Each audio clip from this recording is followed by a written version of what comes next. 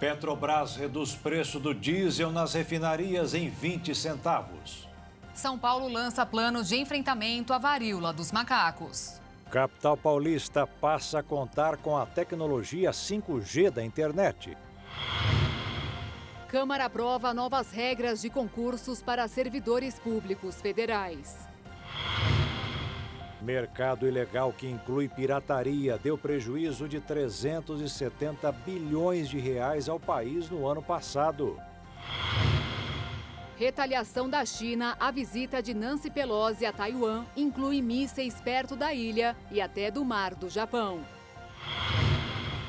Europa volta a enfrentar uma onda de calor acima do normal. E depois de 100 anos, a iguana terrestre volta a se reproduzir em Galápagos. Agora, no Jornal das 22.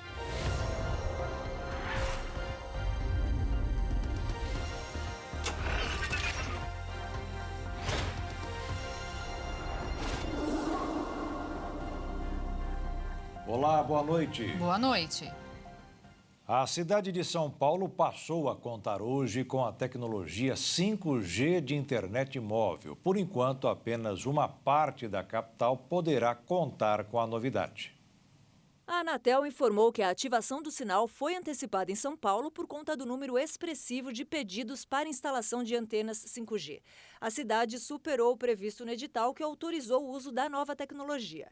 De acordo com as regras do edital, nessa primeira fase, seriam necessárias, no mínimo, 462 estações ativadas até o dia 29 de setembro. Mas foram recebidos mais de 1.300 licenciamentos na faixa de 3,5 GHz. O número corresponde a quase o triplo de antenas que deveriam ser instaladas na cidade até o final do ano. Por isso, a Anatel decidiu pela ativação do sinal 5G na capital paulista. A estimativa é que a cobertura do sinal 5G atinja, no primeiro momento, 25% da área urbana de São Paulo. A maior concentração de antenas está no centro histórico, na região da Avenida Paulista e Itaim Bibi. Outros bairros, como Aclimação, Moca e Brás, por exemplo, vão ter cobertura menor no início do processo. A agência informou ainda que foram instalados equipamentos para evitar interferências em 226 estações do serviço fixo por satélite. A velocidade 5G pode ser até 20 vezes maior que o 4G. A ativação da tecnologia em São Paulo acontece após sua chegada nas cidades de Brasília, Belo Horizonte, João Pessoa e Porto Alegre. O ministro do Supremo Tribunal Federal, Luiz Roberto Barroso, manteve a condenação dos policiais envolvidos no massacre do Carandiru. A defesa quer reverter a pena de prisão de 74 militares. Na ação, Barroso decidiu rejeitar um recurso da defesa que alegava que houve ofensa ao contraditório, à ampla defesa e ao devido processo legal na decisão do tribunal e manteve a decisão do Superior Tribunal de Justiça, que em junho de 2021 reestabeleceu as sentenças que variam entre 48 e 624 anos de prisão impostas aos PMs que participaram daquele que é considerado o mais grave massacre penitenciário da história do país. O ministro ainda disse que nessa nova audiência de acusação dos policiais foram fortalecidas por algumas provas irrefutáveis, como os laudos de necrópsia dos detentos mortos, depoimentos das vítimas sobreviventes e do perito do caso, além da postura do diretor do Carandiru na época do crime. A operação policial realizada para reprimir uma rebelião no pavilhão 9 da penitenciária do Carandiru, no dia 2 de outubro de 1992, deixou 111 detentos mortos e se tornou um dos maiores processos da história do judiciário brasileiro. Nos últimos 30 anos, 6 julgamentos já aconteceram. O primeiro, em 2001, resultou na condenação do coronel Ubiratã Guimarães, comandante da operação, a 632 anos de prisão. Mas a audiência mais polêmica aconteceu em 2018, quando o Tribunal de Justiça de São Paulo anulou as condenações impostas sobre os policiais sob o fundamento de que a decisão foi contrária à prova dos autos e determinou a renovação do julgamento perante o Tribunal do Júri. No entanto, a condenação foi restabelecida no ano passado e agora mantida pela decisão do ministro Barroso. No total, 74 policiais militares foram condenados pelos assassinatos de 77 dos 111 detentos mortos. Isso porque ficou constatado durante os júris que 34 dos presos foram mortos pelos próprios companheiros de cela. E o Ministério Público do Rio Grande do Sul entrou com uma ação no Supremo Tribunal Federal contra a libertação dos 4 réus do caso da Boate Kiss. A ação aconteceu após a primeira Câmara Criminal anular o júri pelas 242 mortes e 636 tentativas de homicídio pelo incêndio na casa noturna em 2013. A nova petição usa como argumento 2 decisões anteriores dos ministros Luiz Fux e Dias Toffoli, que derrubaram o habeas corpus concedidos aos 4 condenados, e pede que os réus Elissandro Spor, Mauro Hoffman, Marcelo de Jesus dos Santos e Luciano Augusto Bonilha prossigam no cumprimento da condenação imposta pelo Tribunal do Júri por um placar de 2 votos a 1 para reconhecer a anulação. Enquanto o relator desembargador Manuel José Martins Lucas afastou as teses das defesas, os desembargadores José Conrado de Souza e Jaime Weingartner Neto reconheceram alguns dos argumentos das defesas dos réus. Os 4 acusados foram soltos horas depois do julgamento dos recursos. As decisões cabem recurso e uma audiência para um novo julgamento deve acontecer nos próximos meses, mas ainda sem data definida. O governo de São Paulo anunciou hoje uma série de medidas para controlar a rápida disseminação da varíola dos macacos. O estado já registrou quase 1.300 casos da doença e vai passar a contar com uma rede de hospitais e laboratórios exclusivamente para atender os pacientes mais graves. O país está na 6ª posição com o maior número de diagnósticos da doença em todo o mundo. A compra de vacinas contra o vírus foi anunciada pelo governo na última sexta-feira, mas, por enquanto, a prevenção ainda é a maior arma contra a infecção. Prevenção. Contra a varíola dos macacos, essa hoje é a melhor tática. Diferente da Covid-19, o risco de infecção por vias respiratórias é considerado baixo. Ainda assim, o uso de máscara é recomendável. Higienizar as mãos com frequência com água e sabão ou álcool gel também é uma ação que precisa ser mantida, especialmente antes de comer ou tocar o rosto. Mas no caso da varíola dos macacos, outros cuidados são ainda mais importantes, como pontua a imunologista Lúcia Awad. A varíola dos macacos é transmitida quando alguém tem contato próximo com as lesões de pele, secreções ou objetos usados por uma pessoa que está infectada. Por isso, o toque e o compartilhamento de objetos devem ser evitados. Além disso, em aglomerações como shows, eventos e até no transporte público, é recomendável cobrir pernas e braços. E mulheres grávidas precisam ter ainda mais atenção.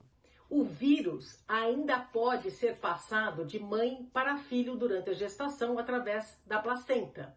E a doença também pode ser passada através da relação sexual, pela proximidade de contato de pele a pele entre as pessoas envolvidas. O tempo de incubação do vírus varia entre 5 e 21 dias. E além de se prevenir, é importante ficar atento aos sintomas para buscar atendimento médico o quanto antes. Primeiro, acontece o período de invasão, que dura até 5 dias. Nesse momento, o paciente pode apresentar febre, dores de cabeça, cansaço intenso, inchaço nos linfonodos, dores nas costas e dores musculares. Entre o primeiro e o terceiro dia de febre, surgem feridas na pele. Essas feridas elas costumam se concentrar mais na região do rosto, nas extremidades do corpo, como as palmas das mãos, nas solas dos pés, na mucosa, na genitália e nos olhos. Essas são as fases da ferida. A imunologista explica que a maior transmissibilidade da doença ocorre depois da erupção da lesão, representada na penúltima imagem. período em que o infectado tem de tomar mais cuidado com as pessoas ao redor. O número de casos confirmados de varíola dos macacos no Brasil passa hoje de 1.700. Da semana passada para cá, a alta foi de mais de 60%. O país ocupa hoje o 6º lugar no ranking de diagnósticos da doença, atrás apenas dos Estados Unidos, Espanha, Alemanha, Reino Unido e França. Segundo o boletim do Ministério da Saúde, o estado de São Paulo concentra a maior parte das infecções. São mais de 1.000 casos só na capital paulista. No ranking nacional, Rio de Janeiro e Minas Gerais aparecem na sequência com maior número de infectados. Mas a doença já foi registrada em praticamente todos os estados brasileiros e no Distrito Federal. O governo já anunciou a compra de 50 mil doses de vacinas, mas por enquanto elas serão destinadas apenas a profissionais da saúde da linha de frente e a pessoas que tiveram contato com casos confirmados. E os Estados Unidos declararam hoje emergência de saúde pública por causa da varíola dos macacos. Desde o primeiro registro, em maio, foram detectadas mais de 6.600 contaminações prováveis ou confirmadas em quase todos os estados americanos, com exceção de Montana e Wyoming.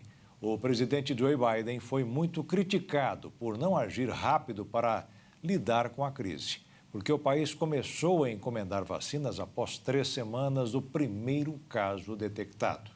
E veja a seguir, Petrobras reduz preço do diesel nas refinarias em 20 centavos. E ainda, mercado ilegal, que inclui pirataria, deu prejuízo de 370 bilhões de reais ao país no ano passado.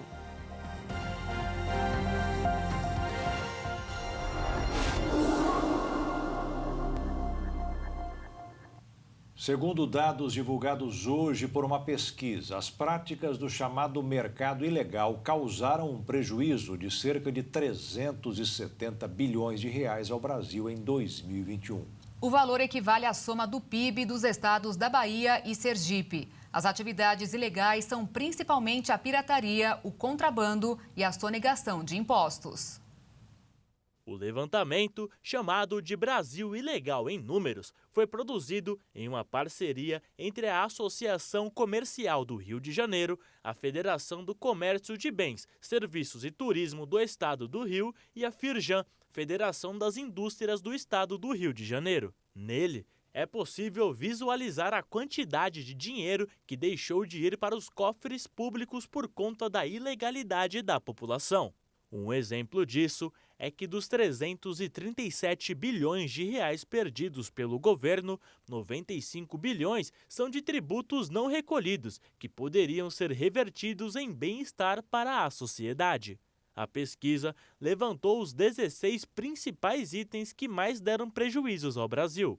São eles vestuário, combustíveis, cosméticos, bebidas alcoólicas, defensivos agrícolas, TV por assinatura, cigarros, fármacos, material esportivo, óculos, software, celulares, audiovisual, perfumes importados, computador e brinquedos. Além disso, na parte de infraestrutura, os chamados popularmente de gatos atingiram cerca de 6 bilhões de reais. O índice de perdas não técnicas, como furto de energia, é de 15% no Brasil, podendo chegar a 50% na região norte. O objetivo da pesquisa é sensibilizar a sociedade e discutir com empresários e autoridades possíveis soluções para o problema. Segundo as organizações, a cifra bilionária equivale ao total gasto com o auxílio emergencial nos anos de 2020 e 2021, é 4 vezes maior que o custeio do programa Auxílio Brasil, criado pelo governo federal, e representa 3 vezes o orçamento do estado do Rio. O problema das atividades ilegais é que elas não impactam só a indústria e o comércio, mas também a sociedade como um todo. Isso porque deixou de gerar mais de 535 mil empregos formais no ano passado. A Petrobras anunciou hoje redução de 20 centavos no preço do diesel para as distribuidoras. A repórter Maria Clara Leite tem os detalhes. Com a redução anunciada hoje pela Petrobras, o preço médio do diesel passará de R$ 5,61 para R$ 5,41 o litro, mas isso para as distribuidoras. Por meio de nota, a Petrobras informou que essa redução acompanha a evolução dos preços de referência, que se estabilizaram em patamar inferior para o diesel, e é coerente com a prática de preços da Petrobras, que busca o equilíbrio dos seus preços com o mercado global. E aí a gente lembra aqui que nos últimos 2 meses o petróleo recuou 21%. Ainda segundo a empresa, considerando a mistura obrigatória de 90% de diesel A e 10% de biodiesel para a composição do diesel comercializado nos postos, a parcela da Petrobras no preço ao consumidor passará de R$ 5,05 em média para R$ 4,87 a cada litro vendido na bomba. A medida passa a valer a partir de amanhã, dia 5 de agosto, mas isso para as distribuidoras. O que quer dizer que essa redução deverá chegar às bombas aqui nos postos de combustíveis a partir do começo da semana que vem. Uma pesquisa apontou que o preço da gasolina em Campo Grande, capital de Mato Grosso do Sul, tem o segundo preço mais baixo das capitais brasileiras. E os donos de postos esperam nova redução nos próximos dias. Numa primeira análise, o preço do etanol continua com pouca competitividade em relação à gasolina, com a isenção de impostos federais, redução do ICMS de 30% para 17% e baixa na Petrobras de 5% no dia 29, hoje a gasolina é encontrada a R$ 5,09 neste posto em Campo Grande. Neste outro, R$ 5,13. Já o etanol, com alíquota de ICMS de 11,3%, tem um dos menores preços em Campo Grande neste posto também, encontrado a R$ 3,89 e neste a R$ 3,99. Com a diminuição do preço nas bombas, surge a pergunta: compensa usar qual combustível? Qual cálculo é feito, então, para verificar se compensa abastecer o etanol? Você pega o preço da gasolina, nesse caso aqui, ó, R$ 5,09 e multiplica por 0,7. O resultado, R$ 3,56, indica que, na verdade, aqui não compensa, pois o preço está R$ 3,89. Para compensar o etanol, o preço então deveria ser abaixo de R$ 3,56. Com esse cálculo, só compensa hoje abastecer no álcool combustível em 2 estados da federação. Pelo levantamento da ANP, só tem 2 estados que são competitivos, São Paulo e Mato Grosso, por terem um subsídio maior que os outros estados. Então, esses 2 estados estão compensando abastecer mais com o etanol. Como hoje Campo Grande tem o segundo menor preço médio da gasolina do país, em comparação a todas as outras capitais, registrado em 30/7 pela ANP, na média de R$ 5,25, o menor é em Macapá, que registrou R$ 5,22. A princípio compensa usar o derivado do petróleo, mas a conta de 70% não é precisa, já que hoje em dia muitos veículos fazem médias maiores no etanol. Com o tempo, a tecnologia dos novos veículos começaram a se adaptar e veio novos veículos que, se você fizer testes aí, tem carros que chegam a fazer até 80%. Você vai fazer essa conta com 80% do preço do litro da gasolina comparado com o etanol, você vai ver que isso ainda é vantajoso. Edson Lazarotto ainda prevê mais uma redução que deve atingir gasolina e diesel para os próximos dias. Hoje, inclusive, está tendo uma reunião da OPEP que parece-me que ela vai oferecer mais produtos ao mercado. Se isso acontecer, há uma tendência de queda sim, nos próximos dias. Estamos no aguardo porque o diesel impacta muito na inflação e também no agronegócio, que principalmente no nosso estado, impactaria muito esse valor. O Supremo suspendeu novamente a votação sobre a retroatividade da nova lei de improbidade administrativa. Jaqueline Fonseca tem as informações. O julgamento foi suspenso no início da noite após a leitura do voto do ministro André Mendonça. O relator da ação, ministro Alexandre de Moraes, foi contra a retroatividade, que beneficiaria aqueles que já foram condenados. É que pela nova lei de improbidade administrativa, que entrou em vigor no ano passado, o agente público que cause dano ao erário ou aos cofres públicos será condenado apenas se for comprovado o dolo, ou seja, a intenção de cometer o crime. O que os ministros discutem agora é se essa lei alcança e beneficia os agentes públicos condenados antes da nova lei. O caso específico que está sendo julgado é sobre uma procuradora que teria causado prejuízo ao INSS, mas ele tem repercussão geral. Ou seja, O entendimento da Corte para essa ação se estenderá a todas as outras com o mesmo tema. O plenário do Supremo Tribunal Federal volta a se reunir para julgar a retroatividade da nova lei de improbidade administrativa na semana que vem. De Brasília, Jaqueline Fonseca. O presidente Jair Bolsonaro sancionou hoje a lei originária de uma medida provisória que eleva de 35% para 40% o máximo de crédito consignado permitido para servidores públicos e de programas federais de transferência de renda, como o Auxílio Brasil. A medida também amplia a margem de crédito consignado aos empregados regidos pela CLT, que é a Consolidação das Leis do Trabalho, e aos segurados da Previdência Social. O empréstimo consignado é aquele concedido com desconto automático das parcelas em folha de pagamento ou benefício. Para quem recebe o Auxílio Brasil, que passou de R$ 400 para R$ 600, pode fazer empréstimos de até 40% do valor e autorizar a União a descontar da parcela dos repasses mensais. De acordo com o texto, a responsabilidade sobre a dívida será direta e exclusiva do beneficiário. A União não poderá ser responsabilizada, ainda que subsidiariamente, em qualquer hipótese.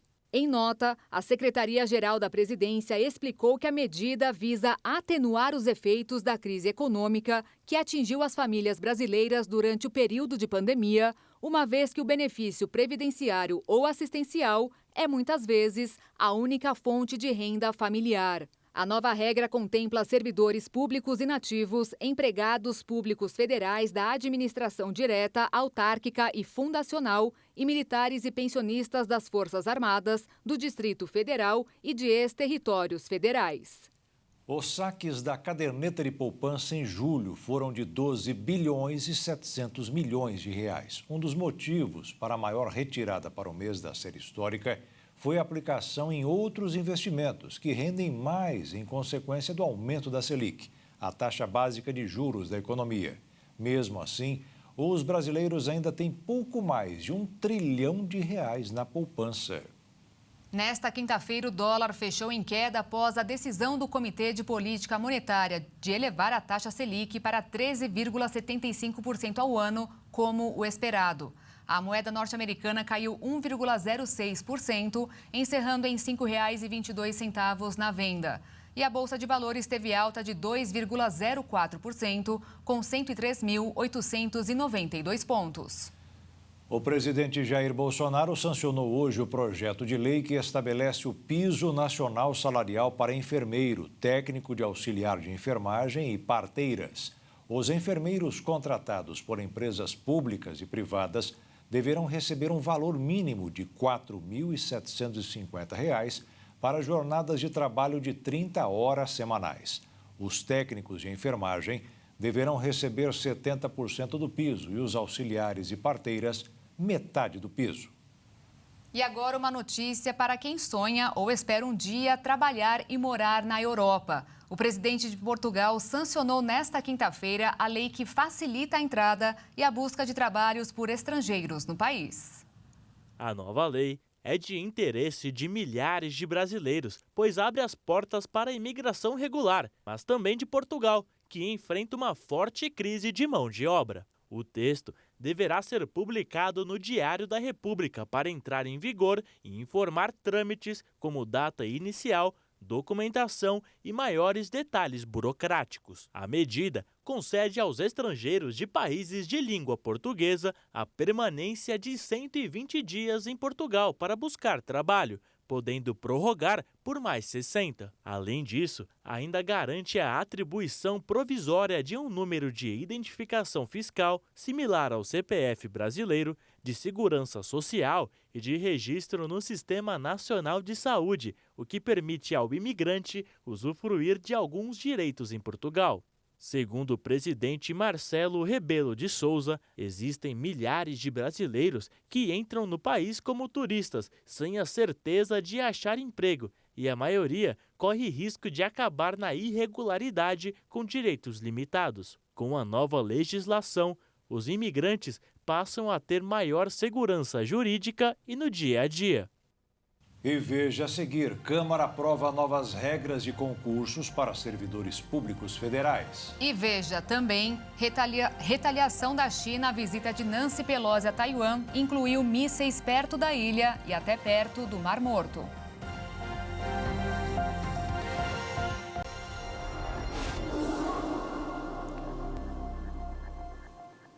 A Câmara aprovou hoje a proposta que padroniza as regras para a realização dos concursos para a contratação de servidores públicos federais. O texto segue para análise do Senado.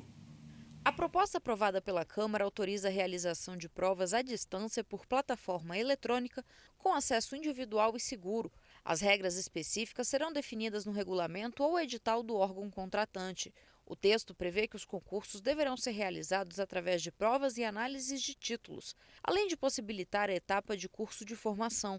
Passam a ser válidas as seguintes formas de avaliação: prova escrita ou oral sobre conteúdos gerais e específicos, elaboração de documento ou simulação de atividade do cargo, avaliação psicológica ou teste psicotécnico, provas e títulos classificatórios. As medidas valerão para concursos públicos federais. Hoje, a atual legislação ela é muito limitada em relação ao que deve ter ou não deve ter no concurso, quais são os elementos que devem conter no edital, e tem muita judicialização hoje por conta da falta de uma legislação que dê essa clareza para os órgãos servidores públicos e também para os concursantes em relação ao quais devem ser as etapas de um concurso. Então hoje conseguimos finalmente aprovar com unanimidade aqui, todos os partidos votaram a favor do texto principal, essa legislação que volta ao Senado e que aprovada lá vai permitir aí que os concursos públicos entrem em um outro patamar no Brasil. Nesta quinta-feira, a Câmara também aprovou a proposta que especifica punição para crimes de estelionato cometidos através das redes sociais. A pena será maior se o golpe for configurado como estelionato amoroso ou se a vítima for idosa. A pena ela aumenta de 1/3 quando for contra idoso, né? Hoje a pena ela era de 1/3 e passa a ser do triplo, que eu acho que é a mudança mais importante. Portanto, você sai de 1/3 para 1/3 da pena se for contra o idoso. A gente insere aqui também a figura do estelionato sentimental, que é essas pessoas que aproveitam de condições de fragilidade, vulnerabilidade, principalmente em relação às mulheres, oferecendo, encantando as mulheres com promessas, né, sentimentais e que, na verdade, não passa de uma estratégia de fazer, de obter vantagem, por fraude, obter vantagem, que é o estelionato. Os projetos aprovados pela Câmara seguem agora para análise do Senado. E depois de uma semana intensa de atividades, os deputados passarão alguns dias sem votações em plenário. A sessão que estava marcada para esta sexta-feira foi cancelada e a próxima está convocada apenas para o dia 29 de agosto. Os golpes cometidos pelas redes sociais sempre merecem atenção, mas a situação piorou. Em Mato Grosso do Sul, o número aumentou mais de 136%, reflexo da mudança de comportamento causada pela pandemia. Ainda muito abalado, este homem, que prefere não ser identificado, conta que caiu num golpe que nem ele, que trabalha em telecomunicações, conseguiu identificar. A oferta anunciada pelo canal de vendas da rede social Facebook era de um carro ano 2005 por R$ 11.400. O técnico tinha R$ 8.000 para dar de entrada. Enviou documentos e dados pessoais para o suposto vendedor, que dizia ser de uma revendedora conhecida na cidade de Dourados. No início da conversa, ele me passou dizendo que estava num feirão da Descoltol, me enviou os dados, o endereço da Descoltol, o telefone, e mais para frente ele me mandou o CNPJ também, com o CNPJ da Descoltol como filial. Tudo parecia perfeito, não fossem alguns detalhes. O nome da revendedora estava errado. No lugar desse L, deveria ser a letra U. E a chave Pix para a transferência em nome de Samuel Barreto era o número do CPF. Para quem fazia um negócio em nome de uma empresa, o esperado seria o CNPJ. Quando a vítima se deu conta, já era tarde. A impotência que a gente sente hoje é de não ter percebido isso, né? E raiva, né? A gente sente raiva da gente mesmo, porque não perceber detalhes. De acordo com a polícia, os golpes de estelionato em Mato Grosso do Sul têm crescido. Vejamos os números antes da pandemia e no pós-pandemia. De janeiro a julho de 2019, foram registrados 2.969 casos. No mesmo período deste ano, foram 7.012 casos, um aumento de 136%. Se a gente fizer um comparativo com 2021, a diferença também é bastante significativa. O número de casos de janeiro a julho deste ano já é mais da metade do total registrado no ano passado, com 11.400 ocorrências. A polícia explica que os golpes de estelionato migraram do campo físico para o virtual de uma maneira veloz nesses últimos 2 anos, reflexo do comportamento adquirido pelas pessoas durante a pandemia, que passaram a fazer mais compras pela internet. Aquele bandido, ele deixou de invadir a sua residência e passou o quê? Aproveitantes do ambiente virtual para aplicar golpes, e golpes lucrativos. Ele não se coloca em risco e aumenta a lucratividade. Algumas orientações básicas são, em caso de compra de um bem de valor alto, faça a negociação pessoalmente. Evite abrir links promocionais ou outros duvidosos solicitando dados pessoais. Não pague boletos enviados por e-mail sem verificar a procedência do documento. Se suspeitar de algo, procure a polícia antes de fechar o negócio. E caso aconteça, infelizmente, a pessoa venha a ser vítima de um golpe de fraude eletrônica, um golpe de estelionato, não importa a modalidade, compareça na delegacia de polícia mais próxima. Venha, nós vamos registrar o boletim de ocorrência e vamos tentar recuperar esses valores e identificar a autoria. Além de cultura e divulgação de obras, a 26ª Bienal do Livro, que ocorreu em São Paulo entre os dias 2 e 10 de julho, rendeu muitos negócios entre as editoras nacionais e internacionais e, como consequência, uma cifra milionária ao setor. As rodadas de negócios entre 44 editorias nacionais e 22 estrangeiras promovidas durante a Jornada Profissional, evento ligado à Bienal Internacional do Livro de São Paulo, renderam bons frutos para o mercado brasileiro. Estima-se que, nos próximos 12 meses, sejam mais de 3.300.000 reais em negócios internacionais para as editorias brasileiras. Dos contratos, cerca de 20% já foram fechados, sendo que um dos mais vendidos foi o de direitos autorais, ou seja, venda dos direitos de publicação de um título nacional para uma editoria estrangeira. Os números da jornada profissional fazem jus aos bons resultados obtidos pela 26ª Bienal Internacional do Livro de São Paulo, que voltou este ano ao formato presencial, muito por conta das mais de 660.000 pessoas que marcaram presença no evento, 10% a mais do que o esperado.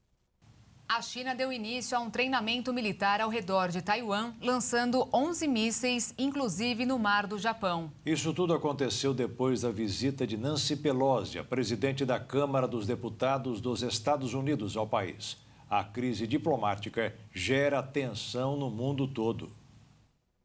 À imprensa, o ministro afirmou que o governo acredita que 5 dos 9 mísseis lançados pela China caíram na zona exclusiva japonesa. A China realiza grandes exercícios militares nas águas ao redor de Taiwan depois da visita à ilha da presidente da Câmara de Representantes dos Estados Unidos, Nancy Pelosi. O Japão apresentou um protesto à China por meio de canais diplomáticos e considerou o incidente um problema sério que afeta a segurança nacional. Algumas ilhas do departamento de Okinawa estão a apenas algumas dezenas de quilômetros de Taiwan. O ministro afirmou que esta foi a primeira vez que mísseis balísticos chineses entraram na zona econômica exclusiva japonesa. Os exercícios militares da China são executados em uma escala sem precedentes nesta quinta ao redor de Taiwan em resposta à visita da política americana, apesar das advertências de Pequim, que considera Taiwan como uma província. Pequim disse que os exercícios militares são respostas justas e necessárias à visita da presidente da Câmara dos Deputados dos Estados Unidos, Nancy Pelosi, e culpa os americanos pela escalada das tensões na região. A presidente de Taiwan pediu que a população da ilha se mantenha vigilante nos próximos dias e disse que o país não quer atacar, mas se defender.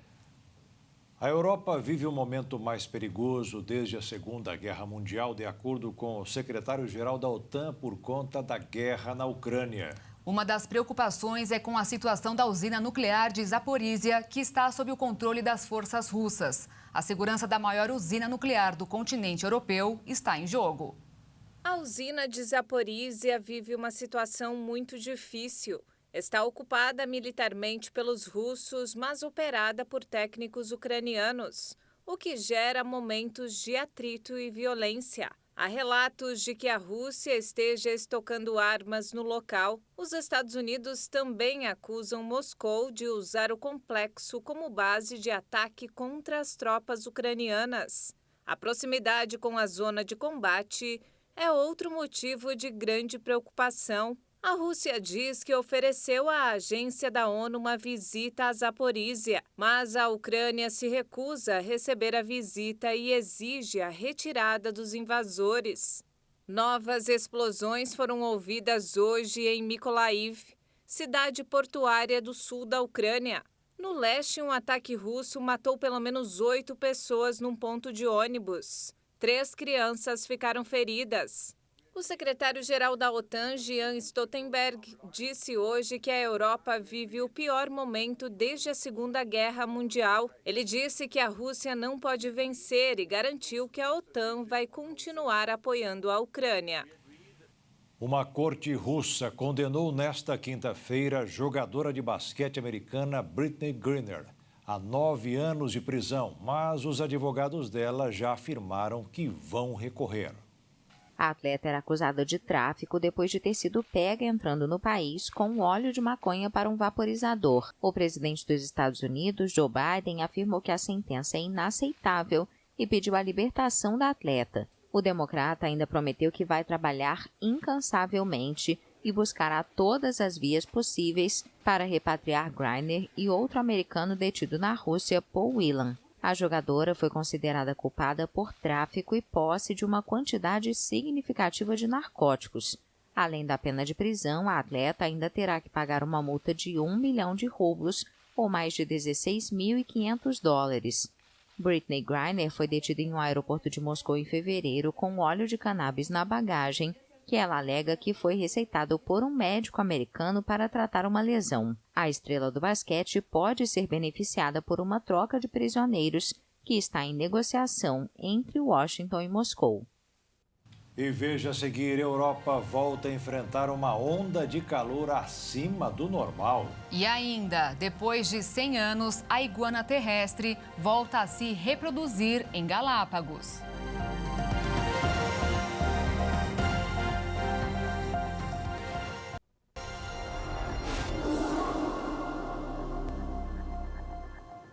A solidão e o isolamento social aumentam o risco de graves problemas de saúde como o infarto e o AVC. Para chegar a essa conclusão, foram analisadas pesquisas anteriores que mostraram um aumento de 30% no risco de derrame e no desenvolvimento de doenças arteriais entre pessoas com poucas conexões sociais e laços afetivos com amigos e parentes. O documento mostrou que ter pouco contato frequente com outras pessoas ou se sentir isolado de um grupo afeta sensores comportamentais, psicológicos e fisiológicos do nosso corpo, que podem repercutir na saúde cardíaca e cerebral. Ter poucos amigos ou não ter pessoas em que você confie para compartilhar experiências está ainda relacionada a um processo de inflamação generalizado que afeta a parte interna dos vasos sanguíneos, prejudicando seu funcionamento e aumentando o risco de problemas cardiovasculares. De acordo com especialistas do estudo, que foi realizado pela Associação Americana de Cardiologia e contou com opiniões de pesquisadores dos Estados Unidos, da França e da Alemanha, a parte interna das artérias controla nossa pressão e libera algumas substâncias para o sangue não coagular, atuando no relaxamento da parte cerebral. Mas quando você está com a artéria inflamada, ela começa a não se contrair adequadamente, deixando gordura no órgão, e sua sobrecarga pode ocasionar uma série de doenças cardiovasculares, como trombose, infarto e AVC. O estudo também apontou que pessoas com maiores relações e que fazem amigos fáceis têm menos probabilidade de desenvolver esses problemas, já que seu leve modo de ser ajuda a relaxar seu quadro emocional. Os pesquisadores também alertaram a importância das crianças em brincarem na escola e adquirirem novos amigos, para evitarem um estresse futuro e problemas vasculares. Essa interação é de suma importância, principalmente depois de tanto tempo em isolamento devido à pandemia. Uma noite mal dormida pode ter como consequência alguns sintomas durante o dia, como a irritabilidade, dificuldade de concentração e de humor, sem contar na sonolência. Mas quando acontece de vez em quando, esses efeitos podem ser compensados com noites bem dormidas. Só que um estudo recente contraria essa teoria e revela que dormir pouco pode levar a danos cerebrais permanentes e ao aumento de risco de doenças degenerativas. Por muito tempo, foi pensado que os efeitos de uma noite mal dormida podiam ser atribuídos principalmente a uma substância chamada adenosina, que freia os impulsos elétricos de chegar ao cérebro, e por isso a ligação de compensar a falta de descanso com outras boas noites de sono. Mas, de acordo com a pesquisa de um centro internacional, isso é apenas um mito popular, pois ela mostra que nosso relógio biológico controla a capacidade do cérebro de absorver proteínas ligadas ao Alzheimer e, por isso, a interrupção desse ciclo pode ter relação com a causa da doença, de modo que os distúrbios do sono representem um sinal de alerta precoce. O artigo também diz que as células imunológicas se encarregam de encontrar e destruir as proteínas prejudiciais que ameaçam se acumular no cérebro e, quando esse ritmo é interrompido, a rotina de limpeza não acontece, dando espaço para essas proteínas se proliferarem. Por se tratar de uma pesquisa pequena, ainda não há conclusões contundentes, mas fica o alerta para valorizar uma boa noite de sono. Após alguns dias de trégua do calor intenso, os países da Europa voltam a enfrentar uma nova onda de altas temperaturas. Após uma breve trégua no final de julho, a Espanha voltou a ficar em alerta nesta quarta-feira, podendo superar os 40 graus Celsius em várias províncias do sul. A agência meteorológica local alertou que as altas temperaturas podem continuar a ser registradas até quinta-feira. Eu não me lembro de tanto calor, dessas temperaturas, algo contínuo assim. Você pode ter dias de 40, 41 graus Celsius nos últimos anos, mas desta forma seguida, de 40, 40, 41, 39, eu nunca tinha visto. Esse erro tem que ser nosso. Na França, a expectativa era de termômetros marcando 35 graus Celsius, com picos de 39 ou 40 no sudoeste. Com a situação, a agência pública Météo France colocou 26 departamentos em alerta laranja pela onda de calor. Os longos períodos sem chuva ameaçam certas plantações e levam à imposição de racionamento de água, já que a França é um dos países europeus mais expostos ao risco de seca. Isso significa que todos nós que usamos água temos que nos adaptar, incluindo a agricultura que consome muita água, especialmente as hortaliças em nosso departamento. Até agora, os interesses agrícolas foram preservados para permitir que as culturas sobrevivam. No futuro, não sabemos como as coisas vão evoluir.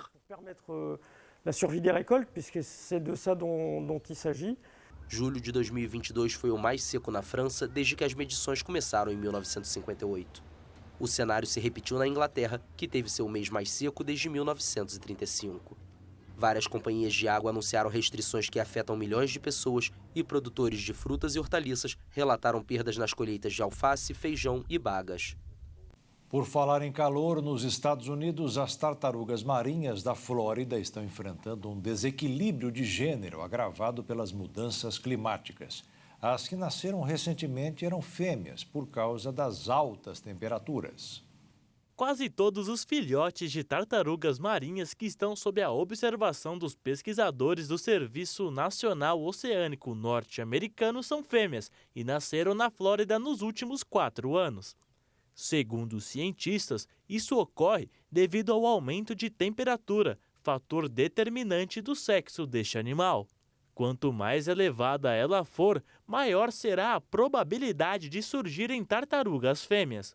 A situação é altamente preocupante, pois pode impactar a reprodução da espécie, bem como a quantidade de sua população.